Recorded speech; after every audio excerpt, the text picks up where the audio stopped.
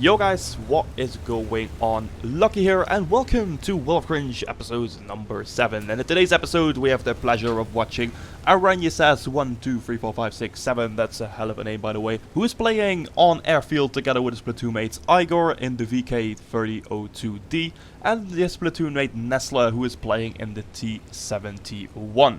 And for the ones of you who watch my World of Cringe episodes regularly and have a very strong mind, you might actually recall this tank has already been featured in one of my previous World of Cringe episodes. And if that's the case, then you are absolutely right, because the SU-100 and M1 has already been featured in World of Cringe episode 5.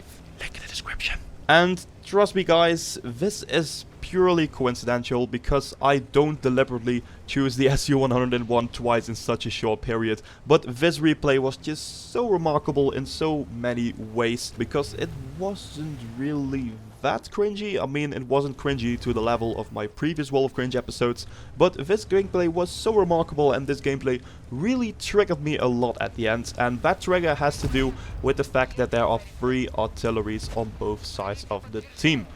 I'm not gonna be spoiling anything more than that, but if you want to find out what these 3 artilleries have to do with the end of this game, then I highly suggest you stick around until the end of this episode to find out. But nevertheless, if you take a look at the list, you can see that Aranyasas, who I'm just gonna be calling Ara from now on to save myself from a lot of editing works and fuck up when I mispronounce the name. But anyways, straight back to the point, as you can see on the map, Ara is playing in a tier 7 game, actually a full tier 7 game, which means that he is technically top tier.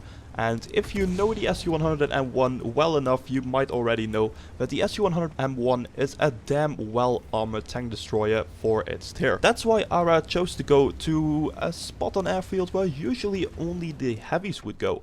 And as you can see on the screen, he's not having issues at all because his armor is working pretty damn well and he's just slowly picking up his first damage points of the game. But if you take a look to the southern side of the map, you can see that one of his platoon mates, Igor, sadly already died in his VK because they were pushing very aggressively through the south, but his other platoon mate Nesla in the T71 managed to pull back just in time. And if you take a look at the map, I don't really know what he's doing. Is he pushing the M12? Is he circling him? You know what, let's jump into free cam to see actually what that little T71 is all about. But sadly, because this replay file is bound to Ara and its maximum random range is just not reaching the M12 and the T71, I can't fully show you guys what the T71 and the M12 are actually doing right here.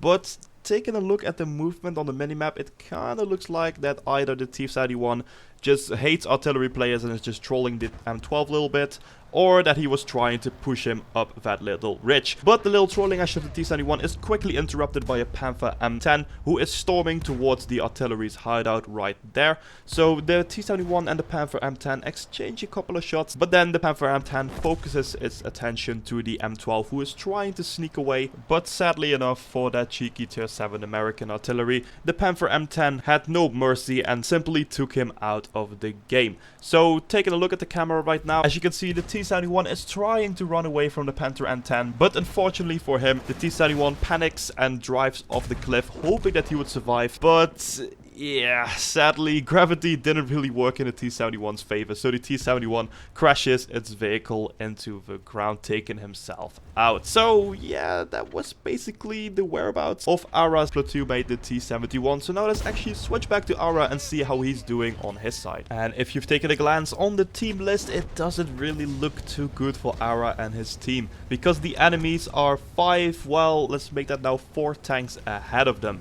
And fair enough, most of the enemy tanks are into the south and Ara's team is still pretty strong on the north side. I think those tanks in the south are quickly coming towards Ara to finish off with him and the rest of its team.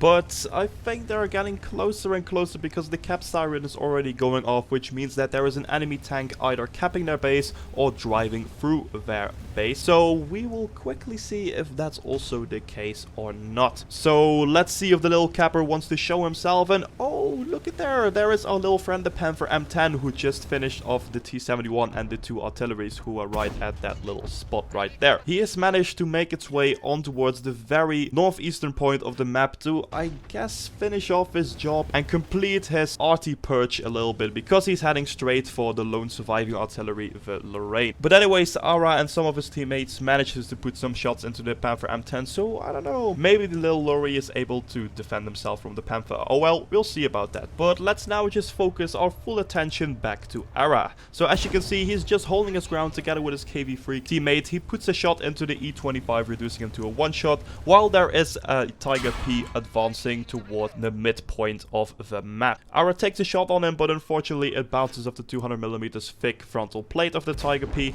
But I don't think the Tiger P is alone, and oh, I guess I spoke a little too soon, because there is his teammate, the Black Prince, who is still quite healthy. So I think Ara and the KV-2 is gonna have a tough time dealing with those two guys. But we'll see how it's going to pack out. And I think, well, I said Ara and the KV-3, but actually I mean just Ara, because it looks like the KV-3 is fully focusing his attention on that Yak Panther who is fighting him on the other side, which allows the enemy artillery to pick up the final hit points on the KV-3, taking him out of the game and leaving Ara alone in this mid position of the map, while he's getting charged by 3 enemy tanks at the same time. While the Yak Panther are still full health, is leading the charge, and he makes a terrible mistake right now, because he starts to face hug Ara, and since Ara is driving the SU-100 and M1, which means that the Yak Panther can't hit his lower plate, which is the only spot that he can reliably penetrate, and I think the Yak Panther now quite realizes it, but he realizes just too late, so Ara can still hide his lower plate by charging into him, so he can finish off the Yak Panther. But there's no time to relax right now, because he's getting charged by the SU-100 M1, so he bounces the shot at the SU-100 M1, he finishes him off, but the Tiger did manage to penetrate him, which leaves him on 24 hit points. Come on, can he finish off the Tiger? There we go, he finishes off the Tiger by just hitting the very backside of his tank while he was trying to get behind the rack, and holy heck, Ara, how are you still alive? Still going strong at 24 hit points. He managed to pull himself straight out of a 1 versus 3 situation. What a battle was that? And if you paid some close attention to the enemy side of the list, you could have seen that Ara was for just a second in a 1 versus 5 situation, which means that Ara is now actually contending for a Kolobanov's medal. But he's not quite there yet, because the only thing he still has to do is take care of those 3 enemy self-propelled guns, who could be pretty much anywhere right now. So is Ara going to pull this through, or is he going to fail? Because you guys have to keep in mind, even though it are just self-propelled guns, you have to keep in mind as well that Ara is just on a mere 24 hit points. So any of those 3 artillery pieces just have to splash anywhere near Ara's hull, and he will just blow up and die instantly. So by the looks of it, it looks like Ara has got some sort of plan, because for some reason he's heading back towards the spot where his poor platoon mate, the T-71, died because he was so scared of that Panther M10. And as you can see, he kind of zooms in a little bit on his rack, like, what the fuck just happened there? Anyways, I found that to be rather funny. But why has Ara picked this position? Well, actually, as his teammates already told him in the chat, drive up there. But why should he do that? Well, if he drives up there, he makes it rather hard for the artillery to actually circle around or flank him, because there's only 2 ways up and 2 ways down. And this might be also a very nice spot where you can have a nice overview over your own cap circle. And oh, talking about cap circles, it looks like someone is trying to cap Aranyas' base. So he stands in a bush, and oh, look who is there. It's the Lorraine 15550, who was trying to sneakily cap his base, but Ara spots the Lorraine and puts a nice shot into him, already reducing him to a 1-shot, which is quite convenient for Ara, since now he can just erase that Lorraine with only 1 shot. But that's not all the advantages he just created. He also created a nice advantage that he already knows where the Lorraine is going around right now. So that only leaves him to wonder where that GW Panther could be, because that is the only artillery piece that could also be around his location by this time, since the S51 is just so terribly slow that I think the S51 is now around the mid side of the map if he started driving once the last real tank of his team died. So let's see if we can catch a glimpse of that G GW Panther. And speaking of which, oh look who we have there. It's the GW Panther. He is just charging down the hill, trying to finish off Ara very aggressively. So, oh, is the GW Panther gonna hit? The GW Panther misses, but Ara doesn't miss his shot and puts the GW Panther back to a one-shot. Come on, Ara, you've got a way faster reload than him. You can easily finish off that GW Panther. But, oh, it looks like the lorry joined the party as well. He stuns Ara. Come on, Ara, put the shot in. Oh, and this is the moment where everything goes wrong, because Ara, for some miracle, misses his shot on the GW Panther. And I deliberately paused the video right now because I am going to show you right now in slow motion where Ara's shot went, before I'm going to show you how this game is going to end. So here you guys have it, the exact same clip, but this time in slow motion. And this is the moment when Ara gets completely fucked by RNG and he just narrowly misses the GW Panther. Oh my god, if Ara were to hit that shot, he would, well, not guaranteed, but he would have a much bigger chance to actually walk home with the Kolobanov's medal. And yeah, you could already kind of hear it by the tone of my voice.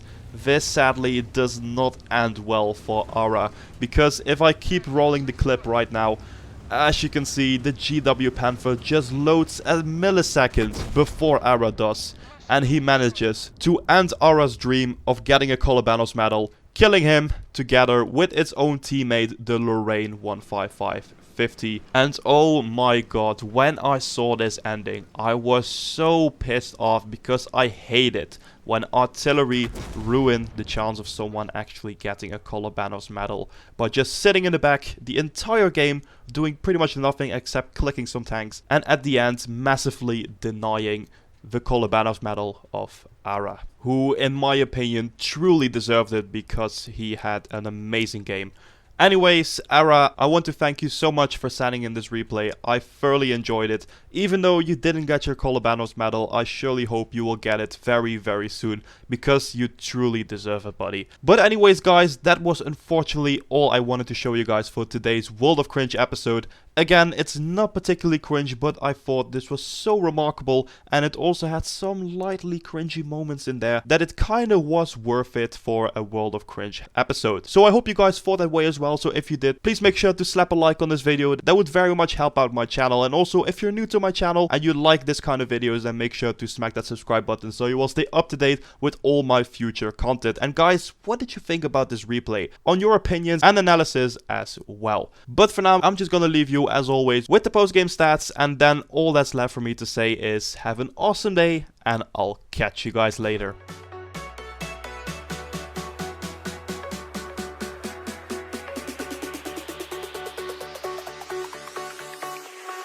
Jack it up.